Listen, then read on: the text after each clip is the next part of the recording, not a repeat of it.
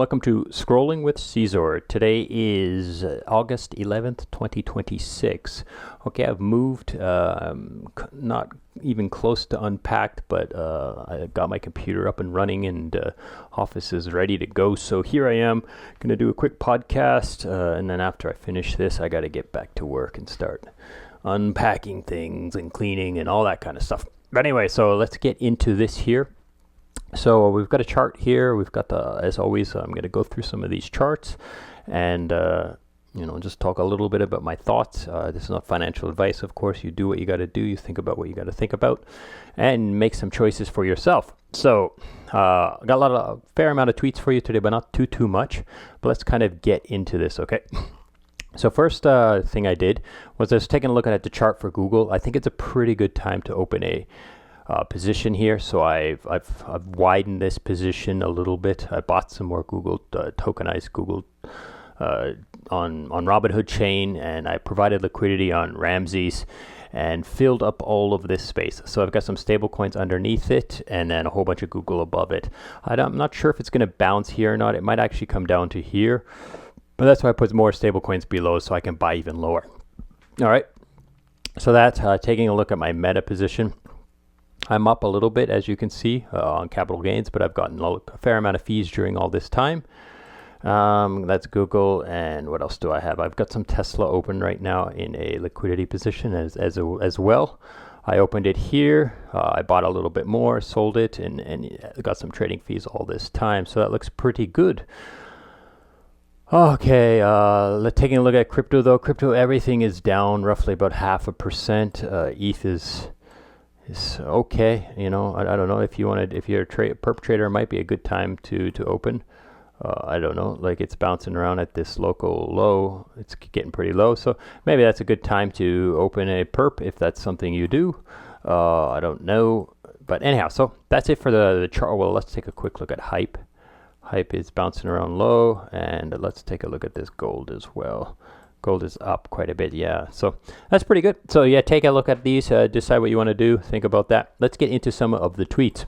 So the first tweet I wanted to show you was EtherFi. EtherFi has this Morpho Volt, right, where you can put WE-ETH. I think this is significant. This is an LST that I'm thinking about adding to my positions because they removed the restaking from it. So I'm pretty excited about it. But, I'm not in a position right now, focus and time. I don't have the bandwidth to really dig deep and look at it, but it's definitely something I want to keep in my memory. So I'm going to talk a little bit about it. But as you can see, since this year, since January 2025, so in 1 year, the TVL on Morpho has significantly grown. But anyhow, let's move on. So this is the first thing I'm going to talk. There's still a lot of people talking about the EIP. I don't remember the number, 58, whatever, about talking about like removing the LST APR if more than 50% is staked, right? And this is Stanny from Aave, and he goes in and talks a lot about the idea if you make the product if the product itself, like if the actual token or the asset doesn't have interest, then what people do is they borrow it and sell it. And then they sell it for US dollars and then put those US dollars to work. And what that does is obviously is not good for ETH, because then people are going to be borrowing ETH and selling it, right? Mind you, then people who are lending the ETH for those people to borrow, they will be getting APR there, right? So, but anyways, you can kind of listen to this. This is obviously, this debate is going to keep going, and people are going to keep talking about it. So I think it's worth mentioning. Okay, this is a really good video by Gabriel Haynes, and him just like, doing his exercise at the gym, getting some reps in. But what he's talking about is basically, be a patient investor. Like don't ape every little thing. You're just going to lose money, right? You got to be more careful and slow, and, just have a little bit of, what's the word I'm looking for? A little bit of faith in things, make better decisions, do a little bit more research and so forth. It's a good video. Like he's basically saying, don't just keep going and keep building and keep working hard, right? Okay, so looking at this position here, Liquidity has 32% on bold AVUSD. Okay, so these are two stable coins, and you can get 32% if you put it into Curve, and then you stake it in LP. Now, of course, this number is going to change, right? But you put it into stake so that you can get the VE boost from Stake DAO. Maybe there's a Yearn Volt. I don't know. You'd have to double check. So I decided to look at this AVUSD for just a quick little glance at it here on Pharos. And there's a few things. So first of all, it's got a C+, which is not great, but it's okay. The peg stability is pretty good. It just doesn't have a lot of liquidity, apparently. Can I see that? Where's the liquidity? I should go back. I don't want to spend too much time scrolling around and jumping around in here, but the few things that I was going to say is it's basically USDC. Okay, so they take the USDC, you lend them your USDC, and they give you AVUSD, right, which is a stable coin, and then you can deposit it for SAVUS, so Save USD, and they're going to take your USDC out and do what they call actively managed market neutral strategies for yield. So yeah, it's one of those.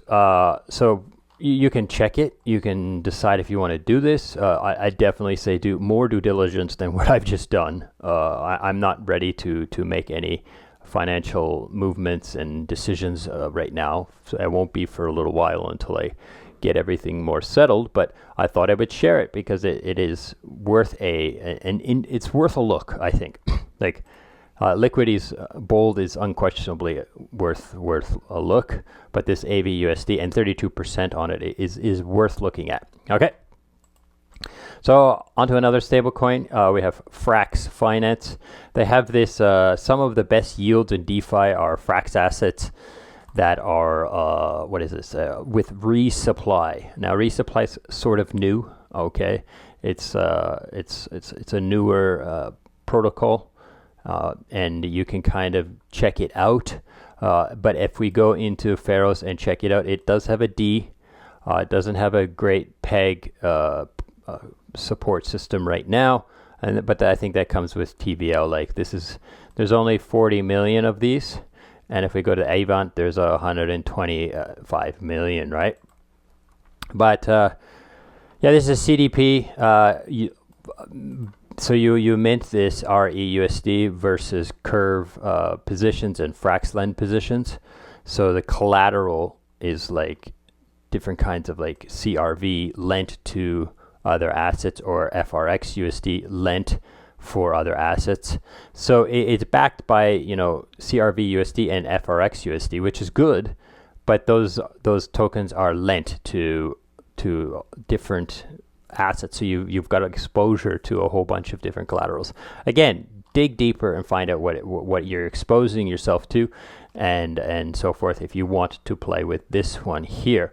But as you can see, there are some pretty decent yields. Where can I see? So there's like it has like resupply tokens. The governance token of resupply is boosting all of these positions. So check it out. And I'll move on. Okay, so here we have Metropolis. Metropolis is a DLMM. So if you don't know a DLMM, it's the same thing that I'm using on Ramses to provide liquidity to stocks. It's quite user-friendly and allows you to put tokens in many different places and so forth. But so this is basically like they're both kind of like Trader Joe's. There's a protocol called Trader Joe, and they both kind of forked that or used it. It's an open source protocol, so they forked it and maybe made some changes and so forth. But so there's a pool on Sonic that has USDS and USDC, and it's curated. The vault is curated by this guy, Skyline Capital, AI powered, blah blah blah. Now it's pretty. So you're basically LPing to USSD, which is USSD is Sonic's fork or friendly fork or the build that they used Frax FRX USD, and their infrastructure. Like obviously they made a partnership with them, right? They use their infrastructure, their system to make this USSD. So it's basically backed by TradFi stuff, right? Like on-chain TradFi stuff and stuff like that, like bonds and all this kind of stuff. And so you're basically exposed to that and USDC. And then these guys here are basically, deciding the ranges for your DLMMs, your tokens to be put into these DLMM. And then there's also some Metro rewards on top of that. So yeah, so about 4.8% on your stablecoins if you go into that. So I like this. I think it's worth checking out. Definitely, it's a good way. Like it's two stablecoins, so it's not like it's really hard for them to manage this, right? Now, if they're going super tight, then they could be losing money. Moving on. So here we have Kamal. Kamal's talking about this, and I don't really agree with her or him. And I mentioned why right down here. It says the biggest problem with crypto is people saying extraction every time a business generates revenue from willing customers. And so he's like, so then he gives you examples like in the real world, like Shopify extracts 2.9% per sale. Visa extracts 3.2% on every transaction. PSA extracts $80 per card, and McDonald's extracts $5.50 per Big Mac. Okay, so there's a few things in here that I want to say, no, you're wrong. Well, first of all, McDonald's doesn't make $5 on every Big Mac. They make, I don't know what their profit margin is, but they're not charging, that's not cash into their bank. They need to use that money to buy more materials, pay employees, pay taxes and all this stuff. So yeah, they're not getting $5 on every Big Mac of profit. So yeah, now when people, like what I said down here, the extraction businesses are not the ones taking fees. Like Yearn takes fees, I don't consider that extraction. Uniswap takes fees. Sometimes a little bit of it might be extraction, but most of it, no. Aave has fees, Morpho has fees, everything has fees. All the businesses have fees, but most aren't considered extraction to me. The ones that are extraction are the ones that like empower grifters. So the ones that give the grifters the ability to extract money from other people. The business itself, like I'll just use Pump Fund, right? Pump Fund is I don't consider the fees they're taking as extraction because they're taking fees. I consider it extraction because of the product they are selling. Like the product of Pump Fund is a whole bunch of people who are just desperate and will throw money at anything. And that's basically what their business is. It's like saying the difference, like, a hamburger, like buying a McDonald's hamburger is not extraction, but selling heroin to addicts is extraction. Like you're basically taking advantage of people to get them to buy something they don't need and definitely shouldn't be buying. Let's move on. So Infinify dropped this new thing. I read through this because I thought it was pretty interesting. This is the way I understand it. Okay, so there's several players in this new Infinify Prime thing. There's these there's these companies. So there's the companies in the real world that need to borrow money, right? So those guys, right? There's this thing called where is it? Fanasara Capital, and they basically lend the money to the companies, right? So they manage the credit and the worthiness of the loans, and they assess the borrowers and stuff like that, right? This is TradFi stuff. And then we have Midas RWA, which turns those debt positions into tokenized stuff.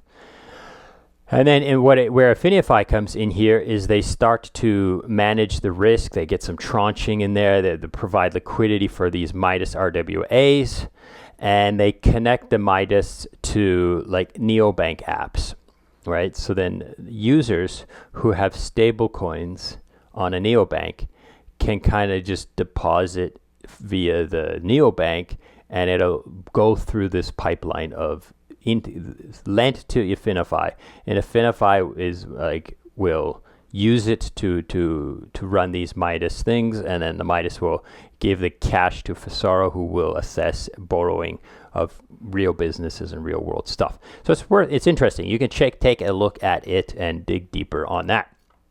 So here's the EIP thing I was talking about. So ETH Raider has something interesting to say here.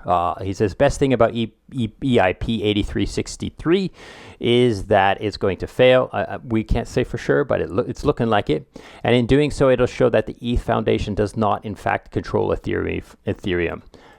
Just as the ETH Foundation has intended. They don't want to be in control. So I think he's got a good point here. Now, assuming that it fails, I think it's worth mentioning. So that's it for today. Hope this has been interesting and useful, and thank you for listening, and goodbye.